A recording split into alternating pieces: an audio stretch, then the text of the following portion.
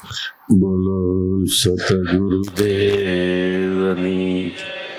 પોપટરામ બાપાની, દુધેશ્વર માતની, લાવેશ્વર નાથની, ઉગમેશ્વર નાથની, ઈર્ષાગર ભગવાનની, સતગુરુદેવની જય. હમણાં ભજન ગવાનું. પ્રાણ થકી મને હરિજન વાલા. પ્રાણ એટલે આપણો જીવ. આપણે જીવ બચાવવા માટે ઘણી જ મહેનત કરી છે. કદાચ આપણી ઉપર કોઈ પિસ્તોલ લઈને ઉભો રહે, મારી નાખવાની તૈયારી કરે, છેલ્લે આપણે શું કહીએ? તારે જે કાંઈ જોતું હોય બધું લઈ લે, પણ મને મારતો નહીં. તો પ્રાણ સૌને વાલા છે, અને પ્રાણ સૌને વાલા છે, પણ ભગવાન તો એમ કહે છે કે પ્રાણ થકી, એટલે પ્રાણ કરતાય મને મારા હરિજન એટલે મારા બાળકો. ટૂંકમાં કહી તો આપણે સૌ સત્સંગી. ભગવાનને દરેક સત્સંગી વાલા છે. શા માટે વાલા છે? કે એક વાર વહેલા મોડા કદાચ વાર લાગે તો પણ ભગવાનને મળવાનો, એના સ્વરૂપમાં સમાવાનો અધિકાર લઈને આ જગતમાં આવ્યા છે. એમાંય જેને સદગુરુ મળ્યા, નામ આપ્યું, એનો અધિકાર તો 100% પાકો થઈ ગયો. ભગવાનના રજિસ્ટરમાં, એના કોમ્પ્યુટરમાં એનું નામ ચડી ગયું કહેવાય. એટલે ભગવાનને હરિજનવાલા એટલે હરિજનો ભક્તિ કરે છે. હરિના જન એટલે ભગવાનના બાળકો ભક્તિ કરે છે, અને ભગવાનને પોતાની ભક્તિ જ વાલી છે. એ સિવાય કદાચ આપણે લાખો કરોડો રૂપિયાના મંદિર બનાવી, એમાં એની સ્થાપના કરી, તો પણ એ વાલું નથી. તો મંદિરો શા માટે? કે મંદિરોની અંદર કોઈ સાધુ સંતો આવે અથવા રહેતા હોય, અને બ્રહ્મપદને પામેલા હોય એવા સાધુ સંતો સત્સંગ કરતા હોય, તો જગતમાંથી મનુષ્યો ત્યાં આવે, અને એમાં કોઈને અંતરથી લાગી આવે તો એ હરિના જન, ભગવાનના બાળક બની જાય, અને વહેલા મેડા ભગવાનના સ્વરૂપમાં સમાઈ જાય. એનું સ્વરૂપ, એનું રૂપ, હૃદય, કે એનું ઘર એટલું મોટું, એટલું બધું મોટું છે કે ગમે એટલા સમય છતાંય એ હૃદયની અંદર ખરેખર ક્યાંય પરિપૂર્ણ થતું નથી. દાદા રામદેવજીની પરીક્ષા કરવા એમાં એક આવ્યા, એમ કરતા કરતા 1,80,000 આવ્યા. તો જે દાદા રામદેવજીની જાજમ હતી, એટલે પાથરવાનું પાથર નહોતું. એ જાજમ વધતી જ આવેલા, જાજમ વધતી જ ગઈ, વધતી જ ગઈ, મોટી થતી ગઈ. એમ પરિબ્રહ્મ પરમાત્માનું ઘર છે, એનું માપ થાપ કશું નહીં. કેવડું માપમાં છે, કેવું ઉત્થાપન એ નથી. બીજા બધા પાટલા પાટલી માંડી હવે હાજમાં સ્થાપન થાય, વહેલા મોડું સવાર સુધીમાં ઉત્થાપન થાય. પણ આપણા હૃદયમાં એક વાર પાઠ મંડાઈ ગયો, જેને ગંગા સતી કે વચને સ્થાપન, વચને ઉત્થાપન પાનભાઈ. વચને મંડાય ભગવાનનો પાઠ. ઘટમાં વચનનો પાઠ મંડાઈ ગયો ભગવાનનો, એટલે જે વચન લીધું એમાં આપણી વૃત્તિ વિરામી, તો આપણા ઘટમાં પ્રભુનો પાઠ મંડાઈ ગયો. આ મયર પાઠ મંડાણો એટલે આનું ક્યારેય ઉત્થાપન નથી. દેહનું આપણા શરીરનું ઉત્થાપન થાય, પણ અંતરમાં જે પાઠ મંડાણો છે એનું કોઈ દિવસ ઉત્થાપન નથી. અને એ પાઠ મંડાણો એટલે એની અંદર સાક્ષાત પરિબ્રહ્મ પરમાત્મા આવે છે નહીં, એમાં રહે છે. ગુરુ મહારાજે વચન આપ્યું, અને એમાં જો આપણે એકવાર મનથી રહી જાય તો એની અંદર ભગવાન સાક્ષાત છે. પછી આપણાથી ક્યારેય જુદા નહીં, એનાથી આપણે જુદા નહીં. માટે વિશ્વાસ રાખો, શ્રદ્ધા રાખો, પ્રેમ રાખો, ભાવ રાખો, અને એના બદલામાં થોડું ઘણું આપણા શરીરને તિતિક્ષા એટલે સહન કરવાનું આવે તો પણ સહન કરો, અને તન મન ધનથી સદગુરુશરણમાં કુરબાન રહો. અને તમને જો પાઠ મંડાઈ ગયો એટલે સ્વસ્વરૂપની પ્રતીતિ થઈ તો બાપા એમ કહેતા કે બીજા કોઈ પણ જીવને ઉદ્ધાર કરવા માટે તમને અધિકાર મળ્યો છે. એ ઉદ્ધાર કરવા માટે તન મન ધનનો ભોગ આપવો પડે. તન એટલે આપણે શરીરને ઉજાગરા કરાવવા પડે, કે સાથે લઈ જવા પડે, કે ગમે રીતે શરીરનો ભોગ આપવો પડે તોય બહેતર છે. મન સમજાવટમાં લઈ જવા માટે મનની ગમે એટલી મથામણ કરવામાં આવે તો પણ કોઈ દિવસ થાકવું નહીં, હરેરવું નહીં, પાછું ન પડવું, એવી રીતનો ભાવ રાખો. ધન બે થાય છે, એક બુદ્ધિ અને એક લક્ષ્મી. બુદ્ધિનો બીજા જીવને તારવા માટે ભરપૂર પ્રયત્ન કરો. લક્ષ્મી એટલે સંપત્તિ જો વધારે મળી હોય તો પરમાર્થ અર્થે, બીજાને જાગૃત કરવા અર્થે, સામી વ્યક્તિ નાની હોય તો ટિકિટ ભાડા આપવા માટે, કે બીજી કોઈ જરૂર પડે તો પાછી પાની ન કરવી. તન મન ધનથી સદગુરુ શરણમાં, મન વચન અને કર્મથી. કર્મથી એટલે મનને એક ધારું સ્મરણમાં ભજનમાં રાખો, વાણીમાં સાખી શબ્દમાં રાખો. મન વચન મળ્યું છે એ સર્વોપરી છે.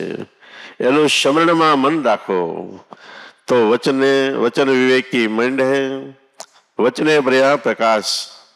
જે વચનથી 14 લોક રસાણા, એ વચન છે કોક વિરલાની પાંસ. વચન એ વિવેક એની અંદર રાખવો એટલે પૂરી મર્યાદા આવી ગઈ. અને ગંગા સત્ય તો ત્યાં સુધી કીધું કે વચન વિવેકી જે નારી પાનવાય. વચન સાથે વિવેક આવ્યો એટલે વચન સિવાય ભક્તિપદ માટે ક્યાંય ભટકે નહીં, રખડે નહીં. દેવી દેવતા કર્મકાંડમાં, નવદા ભક્તિમાં, દેહ ભાવમાં ક્યાંય નો રખડે. એ વચન સાથેનો વિવેક છે. આ વિવેક પ્રગટ્યાને બ્રહ્માદિક લાગે પાય. બ્રહ્મા એટલે આકાશમાંથી ઉતરી આવતા કોઈ દેવતા નહીં, પણ આ જગતમાં જે બ્રાહ્મણો છે એ પણ પગે લાગે. આપણને જયારે કોઈ બ્રાહ્મણ આવીને પગે લાગે કે શરણે થાય, તે માનવું કે આપણી અંદર વચન સાથે વિવેક આવ્યો. વચન વિવેકી જે નર નારી પાનબાઈ, એને બ્રહ્માદિક લાગે પાય. બ્રાહ્મણો પણ પગે લાગે. એટલો બધો વચનનો મહિમા છે. એ વચનનો મહિમા ક્યારે કે વચન વિવેકી મેંડ હે. વચનમાં પૂરેપૂરો વિવેક રાખો કે બસ આનાથી જગતમાં કોઈ વસ્તુ ઊંચી નથી ને નથી ખરેખર. આ સીલિંગ લિમિટ એટલે ટોચ મર્યાદા આવી ગઈ. આની ઉપર કાંઈ નથી.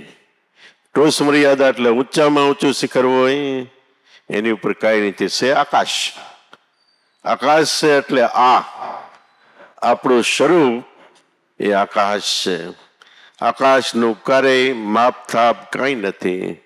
કેટલાય 1971 થી અમેરિકા જેવા દેશોએ યાન બનાવ્યું, એનું નામ પાયોનિયર. એને વહેતું કર્યું કલાકના 60,000 માઇલની ગતિએ જાય, અને અણુશક્તિથી ચાલે, અને એમાં ચાર્જિંગ ઓટોમેટિક થતું જાય. તેટલા વર્ષથી અત્યારે હાલ્યું જાય છે, પણ બ્રહ્માંડનું ક્યાંય માપ નથી આવ્યું. તો ટોઈસ ગુરુ વચન છે, એની ઉપર આકાશ, એટલે આકાશ આપણી અંદર આપણું સ્વરૂપ છે, ઈ છે સ્વરૂપ અનંત છે. એટલે રવિ સાહેબ કે પૃથ્વી છે પોળા, પવન છે ઝીણા. સ્વરૂપ પૃથ્વીથી પોળું એટલે મોટું છે. અને એવડું મોટું ને આપણે દ્રષ્ટિ કરી તો દ્રષ્ટિ આપણી પૂગે નહીં. આપણી દ્રષ્ટિ વાદળ અને જમીન બે એક થાય ત્યાં સુધી પહોંચે. બે એક થાય એને કહેવાય ક્ષિતિજ, એટલે આપણી દ્રષ્ટિનો છેડો. અને એક થાય આપણે જ્યાંથી ઉભા હોય ત્યાંથી 12 ગાવે એક થાય છે. તો આપણે મનથી આપણા અંતરમાં જ્યાં ઉભા હોય ત્યાંથી 12 ગાવો એટલે 12 આંગળનો શ્વાસ, ત્યાં સુધી આપણી સુરતાની દ્રષ્ટિ પહોંચે એટલે આપણે ક્ષિતિજે પહોંચી ગયા. તો આકાશ અનંત છે, એ આપણું સ્વરૂપ છે. બીજી રીતે કહીએ તો આપણું 5 તત્વોનું શરીર, પૃથ્વી, વાયુ, જળ, આકાશ ને અગ્નિ. એમાં એકાબીજા તત્વોથી એકાબીજા મોટા મોટા મોટા છે, પણ આકાશ અનંત છે, એનાથી કોઈ મોટું નથી. એ આપણું સ્વરૂપ છે. તો વચન વિવેકી મેંડે વચને ભયા પ્રકાશ. વચનમાં વિવેક રાખવું, વારે વારે અંતરથી વચનની યાદી, એટલે નામનું સ્મરણ. વારે વારે વચન આપનાર સદગુરુ એની યાદી, કે આપને સદગુરુ મળ્યા એટલે ભવતાણ ભગવાન મળી ગયા. હવે ગોતવા વાટકી લઈને ક્યાંય ભટકતા નહીં. તો સદગુરુથી જગતમાં કોઈ મોટું નથી. દેવી બળાના દેવતા, સૂરજ બળા નહીં ચાંદ, આદિ અનાદિ દોનું બડા, કા ગુરુ અને કા ગોવિંદ. નામ ને કા સદગુરુ બે મોટા છે. એનાથી જગતમાં કોઈ વસ્તુ મોટી નથી. મળ્યું હોય તો પહેલા તો આપણા મનને સંતોષમાં લાવો, કે બસ આપણે જે પ્રાપ્ત કરવું હતું એ સદગુરુ, અને એને જે આપવું હતું એ દાન આપ્યું, એટલે કાળજું આપી દીધું. હવે આનાથી જગતમાં કોઈ વસ્તુ મોટી નથી. તો એક સંતોષ આવી રીતે માનો, ને બીજું આગળ કે મળ્યું છે એને માનો. આપણે હાવ ભિખારી હોય ને પૈસાનો ઢગલો થઈ જાય, પછી જો વાપરી નહીં તો પૈસાનો ઢગલો થયો એ કામ નથી. પણ વાપરીએ તો એક તો આપણે જીવનમાં દેહ ભાવમાં સારી રીતે રહી શકીએ. બીજું કે સારા કાર્ય અર્થે આપણે વાપરીએ તો પુણ્ય કમાઈ, બીજા જેવને સંતોષ આપી, અને માણસને સંતોષ આપવો એના જેવું જગતમાં કોઈ સુખ નથી. શા માટે? 84 લાખ અવતારની જીવ સૃષ્ટિમાં માણસ એક સર્વોપરી 16 વાલ ને એક રતિપદ પૂર્ણ ચેતન છે. અને સર્વોપરી સેવા મનુષ્યની કીધી છે. ઢોર, ડાકર, પશુ, પક્ષી, પ્રાણી માત્ર બધા આપણે આંગણે શાંતિથી રહેવા જોઈએ, પણ એમાંય મનુષ્ય વધારે શાંતિથી રહેવા જોઈએ. કારણ કે પૂર્ણ ચેતન એ છે, અને એના હૃદયમાંથી ઉદ્ગાર નીકળશે તો આપણા જે મનની વ્યથા હોય એ મટી જાય, અને પૂર્ણપણે આત્મ સ્વરૂપની પ્રતીતિ થાય. તો માનવ સેવા જગતમાં સર્વોપરી ઊંચામાં ઊંચી કીધી છે, અને એ સેવા આપણને સહજ છે. એને માટે પૈસા ટકા મિલકતની જરૂર નથી પડતી. કાશીમાં એક ખખડ દિન સાધુ આટા મારે, અને એમ કહેવાય કાશીમાં અન્નપૂર્ણા દેવીનો વાસ છે. અન્નપૂર્ણા એટલે અનાજ પૂરું પાડે આપણને, ભૂખ્યા ન રાખે. સાંજે ભૂખ્યા ન રાખે, ખવડાવીને સવારે ઉઠી ત્યાં લગી એની જવાબદારી છે. એમાં ખાખી ખૂબ આટા માર્યા. સાંજે અન્નપૂર્ણા દેવીને મંદિરે ગયો, કે જગત તને અન્નપૂર્ણા દેવી કહે છે, તો હું તને જુઠ્ઠી માનું છું. અન્નપૂર્ણા દેવી પ્રગટ થઈને કે કેમ? તો કે હું 2 દિવસથી ભૂખ્યો આટા મારું છું. કે અન્નપૂર્ણા દેવી કહે, તારી પાસે કાંઈ પણ મિલકત હોય, કાંઈ પણ સંપત્તિ હોય, એ પહેલા વાપરી નાખ. પછી કાંઈ ન હોય અને પછી ભૂખ્યો રહે તો એ જવાબદારી મારી છે. ઓલે કે પણ મારી પાસે કાંઈ સંપત્તિ નથી. તો એ અન્નપૂર્ણા કહે છે કે 2 હાથ 2 પગ એવી 5 આપણી કર્મેન્દ્રિય છે, એને વાપરો એટલે ઓટોમેટિક રીધિ સીધી સંપત્તિ આવશે. ફરી વાર કુદરતે જે આપણને કર્મેન્દ્રિયો આપી છે એ કામ કરવાથી ઓટોમેટિક રીધિ સિદ્ધિ આવે છે. અમે 5 જ્ઞાને ઇન્દ્રિય છે, એનો ઉપયોગ કરો તો આપણને સાચું તત્વજ્ઞાન, બ્રહ્મજ્ઞાન, આત્મજ્ઞાન, જે જ્ઞાનથી મોક્ષ થાય એ વસ્તુ મળે છે. તો આપણને કુદરતે દેવામાં મનુષ્ય જન્મ આપ્યો એટલે કાંઈ બાકી નથી રાખ્યું. કર્મ ઇન્દ્રિયોને કામ કરવામાં રોકો, એને કોઈ દિવસ આળસુ નહીં બનવાનું. આળસ, ભય, મૈથુન ને નિંદ્રા, આ 5 હરિભજનમાં વિક્ષેપ રૂપ છે.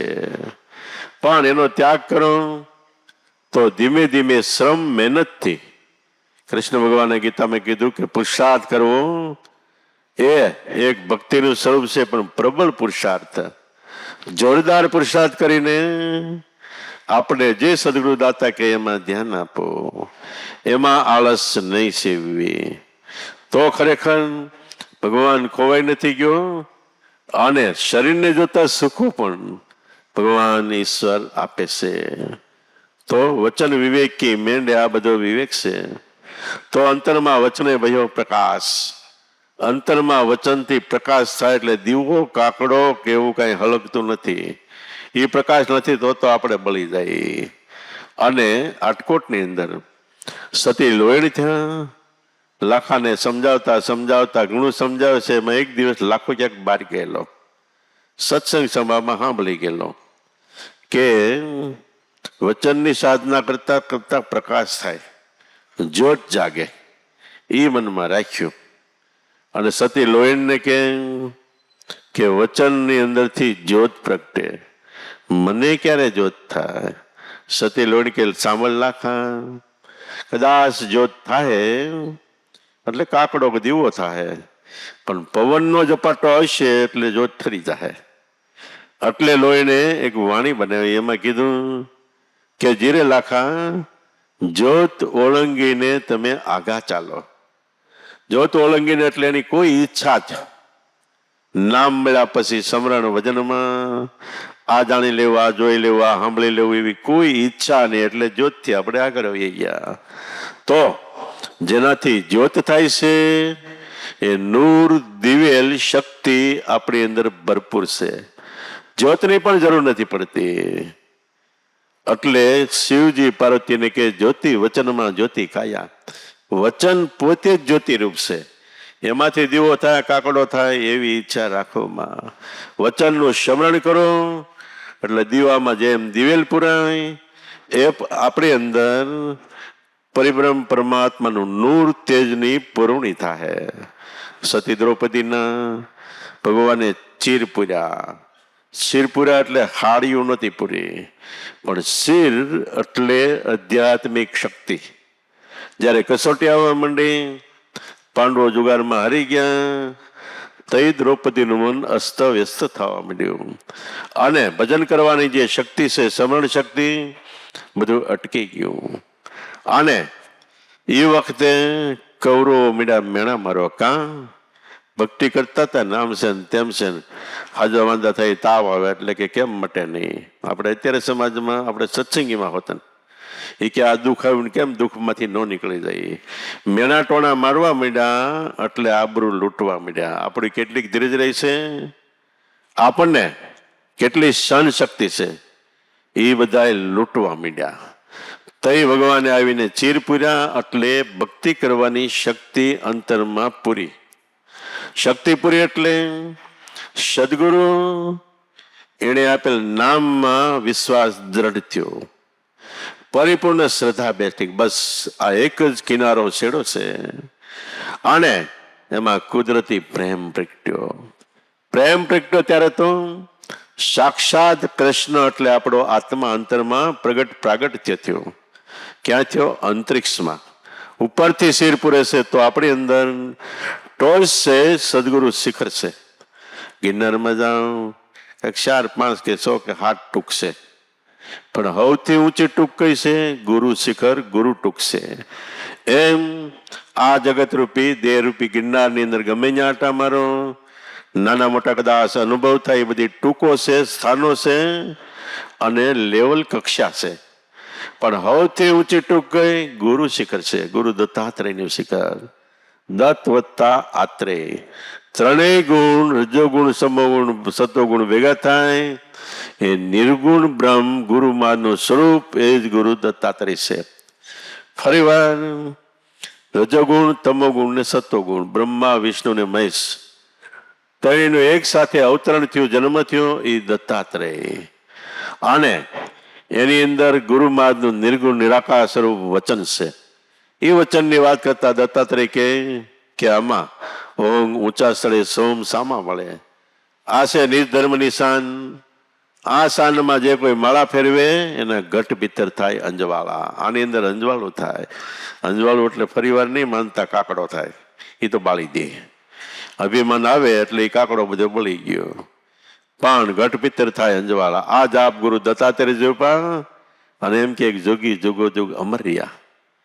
તો એક વાર શબ્દ સંસ્થાનું એક ઘર થઈ જાય, કાયમ માટે આપણે અમર છે. દેહ અમર નથી, પણ જન્મ જન્મ કમાઈ વધતી જાય અને પછી તો અનંત જન્મનો પોતાને ખ્યાલ આવ્યો કે આટલા જન્મ મેં ગોથા ખાતા, ફલાણા સદગુરુ મળ્યા, મારો ભટકાર મટી ગયો. અને એ જન્મો જન્મ મળે છે, મળ્યા હશે ને મળશે જુગો જુગ જન્મ જન્મની રીતે. નવા ખાતા નહીં ચડે અનાદિની પ્રીતે.